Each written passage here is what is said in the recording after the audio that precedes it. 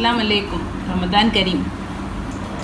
ഇന്ന് നമ്മൾ വളരെ സിമ്പിളായിട്ടും വളരെ ടേസ്റ്റി ആയിട്ടുള്ള ഒരു ഈസി സ്നാക്സ് ആണ് കേട്ടോ.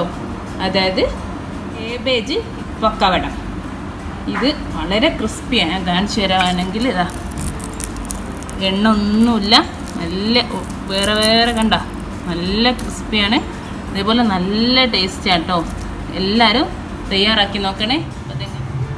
നമ്മുടെ കേബേജ് പക്കവടക്ക് വേണ്ടിയിട്ട് ഞാനിതാ ഒരു 1/4 ഭാഗം കേബേജ്, ഒരു കേബേജിൻ്റെ 1/4 പാർട്ട് കേട്ടോ, അതിൻ്റെ ഇങ്ങനെ പൊളിച്ചിട്ട് ഈ ഒരു രൂപത്ത് കട്ട് ചെയ്തെടുത്താൽ കേട്ടോ. കഴുകിയിട്ട് ഒരു 2 കപ്പോളം ഉണ്ട് ഇത്. ഇങ്ങനെയാണ് നമുക്ക് എടുക്കേണ്ടത്. അത് ഇത് കുറഞ്ഞു പോയാൽ പൊരിച്ച് വരുമ്പോൾ ഒരു ഭംഗിയും ഉണ്ടാവില്ല, കാണാൻ ചെറുതായി പോകും. ഇങ്ങനെ ഒരു രീതിയിൽ എടുക്കണേ. അതിൻ്റെ കട്ടിയുള്ള തണ്ട് ഭാഗവും ഞാൻ പോക്കി കളഞ്ഞിട്ടുണ്ട്. ഇനി നമുക്ക് ഇതിലേക്ക് ഒരു 1.5 കപ്പ് കടലപ്പൊടി ചേർത്ത് കൊടുക്കാം. അതേപോലെ തന്നെ ഇതാ ഞാനൊരു ഒരുപാട് കറിവേപ്പില എടുത്തിട്ടുണ്ട്. നല്ലൊരു ടേസ്റ്റ് ആയിരിക്കും എൻ്റെ കൂടെ.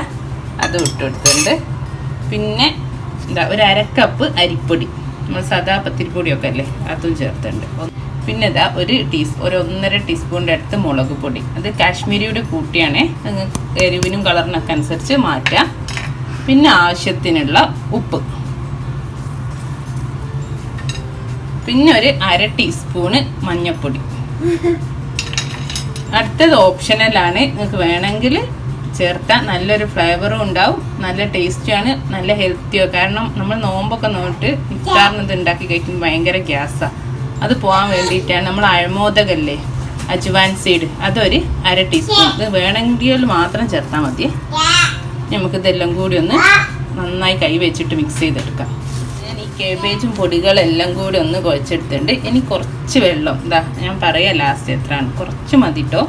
ഒരു 2 ടേബിൾ സ്പൂൺ വെള്ളം ഒഴിച്ചിട്ട് ഒന്ന് നന്നായിട്ട് മിക്സ് ചെയ്തെടുക്കാം. ഞാനിപ്പോൾ ഇതിലൊരു 1/2 ഗ്ലാസ് വെള്ളം ഒഴിച്ചിട്ടാണ് ഈ ഒരു രൂപത്തിലാക്കിയെടുത്തത്. ഇനി നമുക്കൊരു 1/2 മണിക്കൂർ വെക്കാം. ഇനി ചിലപ്പോൾ കേബേജിൽ നിന്ന് വെള്ളം ഇറങ്ങുകയും എന്താണെങ്കിലും നമുക്ക് അപ്പം കറക്റ്റ് നോക്കിയിട്ട് നമുക്ക് പൊരിച്ചെടുക്കാം. ഇപ്പോൾ ഒരു 1/2 മണിക്കൂർ റെസ്റ്റ് ചെയ്യാൻ വെക്കാം. ഇതാ 1/2 മണിക്കൂർ കഴിഞ്ഞ് ഉപ്പൊക്കെ ചേർത്തുകൊണ്ട് എന്തായാലും കുറച്ച് വെള്ളം അങ്ങോട്ടും ഇങ്ങോട്ടും ഇറങ്ങിയിട്ട് ഇതാ കണ്ടോ, ഈ ഒരു പാകമായിട്ട് നിങ്ങൾ നോക്കട്ടോ. ഇങ്ങനെ നമുക്ക് വേണ്ടത്.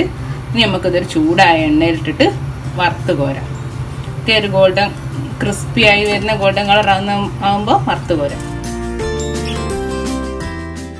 ഇനി തീ ഒന്ന് കുറച്ചെടുക്കുക. പക്കവട റെഡി ആയിട്ടുണ്ട് കേട്ടോ. പൊരിഞ്ഞ് വന്നിട്ട് ഞാനിത് കോരി മാറ്റട്ടെ. ഇതാ കണ്ടോ, ഇങ്ങനെ വേറെ വേറെ ഉണ്ടാവും കേട്ടോ. ഇത് തീ അധികം കുറയ്ക്കാനും പാടില്ല, ഉള്ളിൽ വെച്ചാൽ കരിഞ്ഞും പോകും. അല്ലെങ്കിൽ കുറച്ച് വെച്ചാൽ എന്ത് ചെയ്യുന്നറിയോ, എണ്ണ കുടിച്ചു. അപ്പോൾ എണ്ണയൊക്കെ പോക്കിയിട്ട് നമുക്കൊരു കൊട്ടിലേക്ക് മാറ്റി കോരിയ എണ്ണയൊക്കെ പോയി. എണ്ണ കുടിച്ചിട്ടേ അല്ല കണ്ടോ, നമ്മൾ ആ ഒരു കറക്റ്റ് തീയിലാണെങ്കിൽ എണ്ണ തീരെ കുടിക്കൂല കേട്ടോ. എണ്ണ നമ്മൾ ഒഴിച്ച് അതേപടി ഉണ്ടാവും. അപ്പോൾ എല്ലാവരും ട്രൈ ചെയ്ത് നോക്കണേ.